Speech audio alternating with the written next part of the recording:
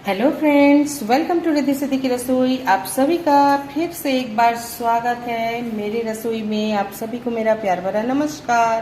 कैसे हैं आप सब? आई होप सब बहुत अच्छे होंगे, स्वस्थ होंगे और मस्त होंगे। तो आज मैं आपके साथ खीरा देख पा रहे हैं, खीरे की एक रेसिपी शेयर करूंगी। जी हाँ, खीरे की स्टफिंग वाली पूरी की एक रेसिपी आपके साथ शेयर करूंगी। तो इसे कैसे बनाना है, इसे आप सफ़र में ले जा सकते हैं, ऑफिस में दे सकते हैं, टिफिन में, बच्चों के लंच बॉक्स में दे सकते हैं। तो बहुत ही ईजी लगती है और बिल्कुल एक नई रेसिपी है, बहुत टेस्टी लगती है। स्टफिंग के साथ बनाऊंगी। तो चलिए सबसे पहले खीरे को हम धो के और इसके जो ये दो पार्ट्स होते हैं, इसके कड़वेपन के हिस्से को हम काट के निकाल लेते हैं। उसके बाद आगे बताती हूँ क्या करना है। तो देख सकते हैं खीरे को हमने इस तरह से छील लिया है और चेक कर लिया कड़वा है कि नहीं। खीरे बिल्कुल कड़वे नहीं है। अगर खीरा कड़वा निकले आपका तो उसे मत डालिएगा। तो चलिए अब इस तरह से एक ग्रेटर ले लेते हैं और ये इस हिस्से से हम ग्रेट कर लेते हैं। ये कुछ बड़े रहते हैं, एकदम बारीक रहते हैं, तो नहीं, हम मीडियम वाले से करेंगे। तो चलिए कर लेते हैं। तो इस तरीके से हम ग्रेट कर लेंगे।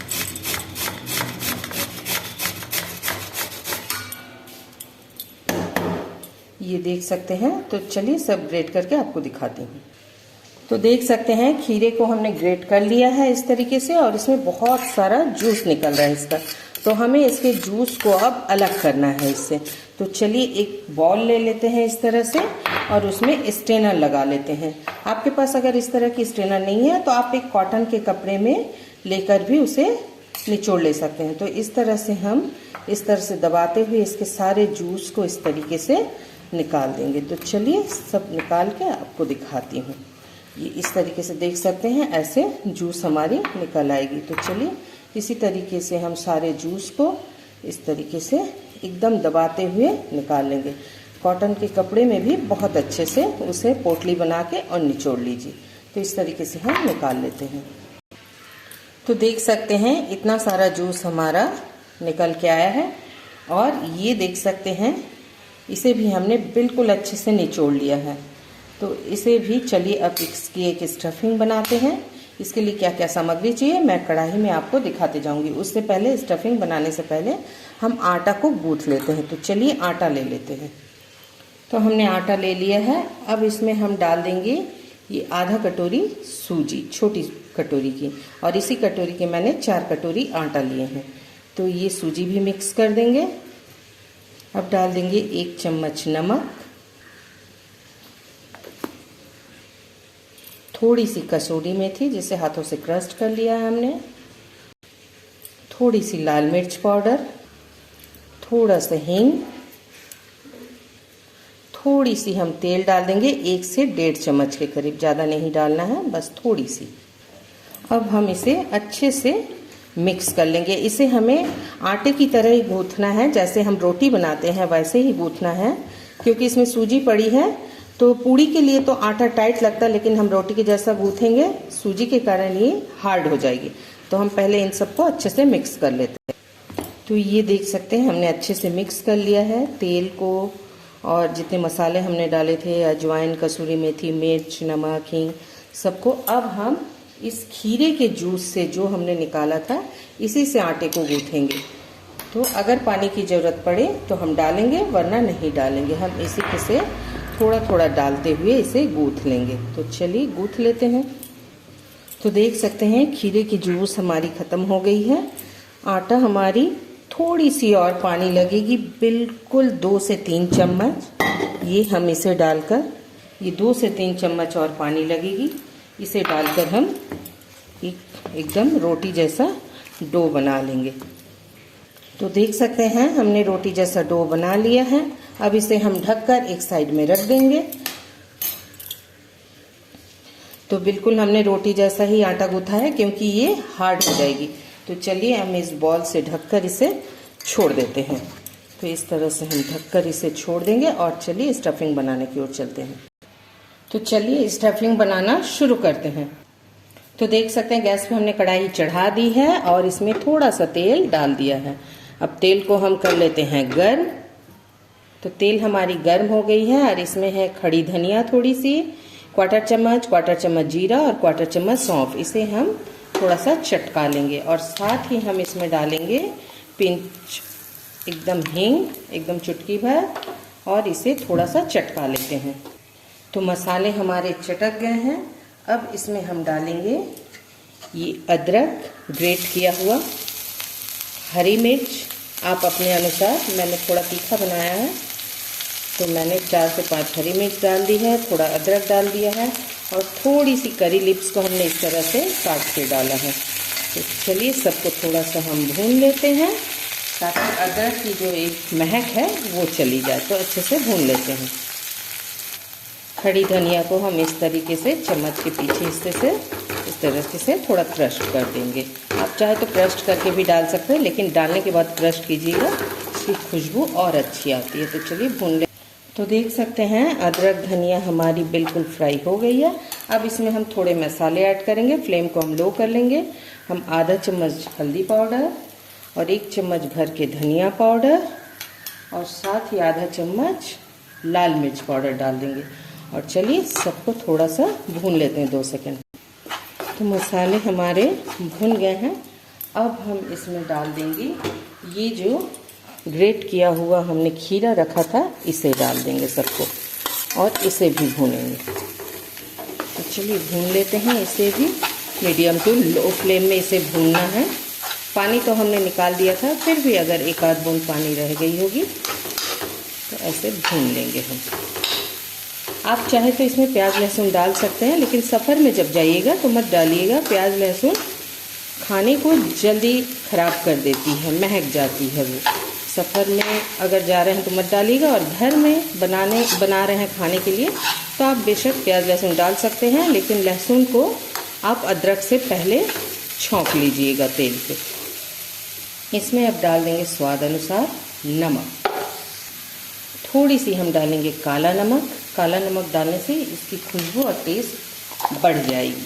तो चलिए सबको फ्राई कर लेते हैं। अब ये हमारी करीब करीब भून गई है। इसमें डाल देंगे थोड़ा सा गरम मसाला और आधा चम्मच चाट मसाला। चाट मसाला से स्वाद इसकी और बढ़ जाएगी। तो चलिए अब इसमें एक ज़रूरी चीज़ और डालेंगे। पहले इसे हम अच्छे से फ्राई कर लेते हैं।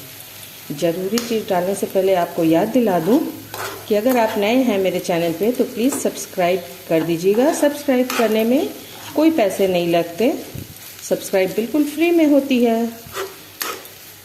चलिए अब इसमें हम डालेंगे 2 चम्मच हमने भर के बेसन लिया है। बेसन हम इसलिए डाल रहे हैं ताकि इसमें यदि पानी की बूंद रह गई हो तो वो खिंच जाएगी। और इसे अच्छे से चलाते हुए हमें भून लेना है।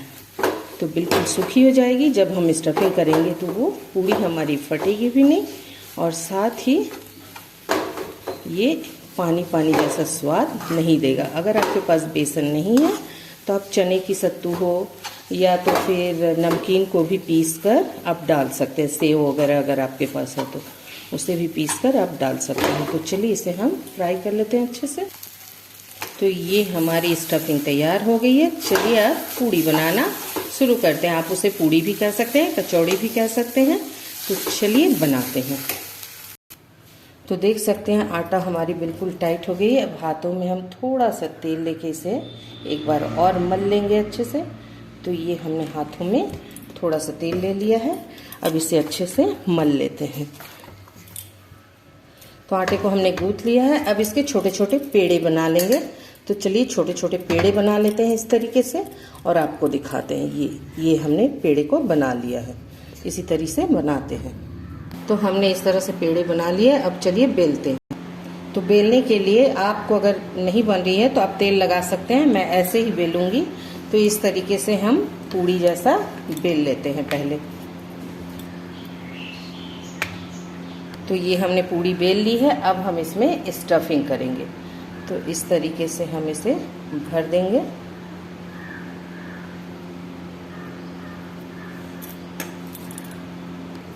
और अब हम इसे ऐसे उठा के इस तरीके से, आप चाहे तो यहाँ रख के भी कर सकते हैं। इस तरीके से हम इसे कर लेंगे।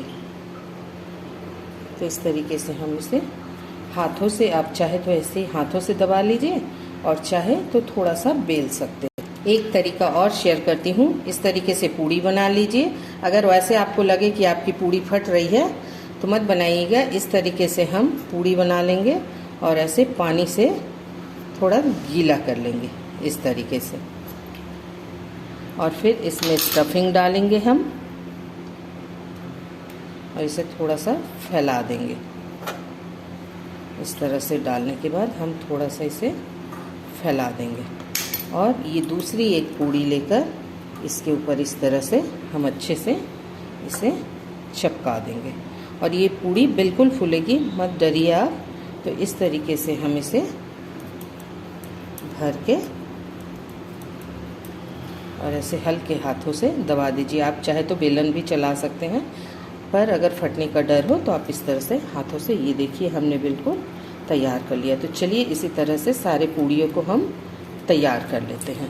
ये देख सकते हैं, तो देख सकते हैं गैस पे हमने कढ़ाई चढ़ा दी है और तेल डाल दिया है।